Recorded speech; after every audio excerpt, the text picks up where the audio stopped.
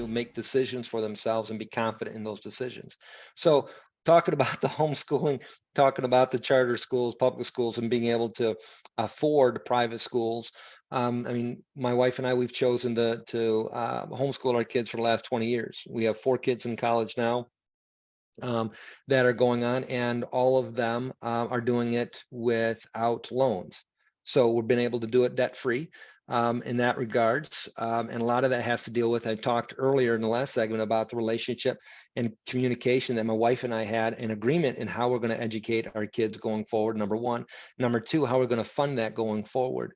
And from that perspective, we chose to utilize initially UGMA accounts, which are Uniform Gift Minor Act accounts, where we can put as much or gift as much that can be put into those accounts, but then those can be actively managed in a portfolio. But the difference is between a 529 and this is that I have my only limitation on what I invest in is the company with which I work. You know, the companies, whether whatever company that you manage or work with an advisor, that UGMA account, your limitation is whatever products they have available to you, period. I mentioned earlier about 529 plans are kind of like 401ks because you'll have a pool of investments from which to select. That's it. You can't buy individual securities. It's difficult to have a structured investment discipline. And then there's some kind of board or committee that selects those types of investments to meet a minimum guideline or a target that needs to be structured.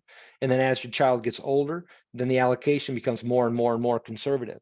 So can you imagine being a person who started investing in 2022, when you had an investment in 2012 for 10 years investing into it. And then by the time you get into 2022, most of that portfolio, if your child's going into college that fall, is going to be in fixed income. And it's going to drop roughly 15 to 20% because fixed income was down that much in 2022. And so you would hope you got enough investments in the previous years to offset that. So from that perspective, how you utilize those investment tools and the type of relationship and the desires as your kids grow, their goals are going to change. I have some kids that may not want to go to college.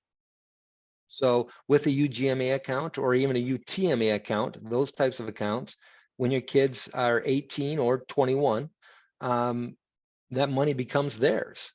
But until then, we're able to utilize those funds to help match what they earn for school. So that's how my wife and I do it presently. For every dollar that our kids earn towards college, we pay $1.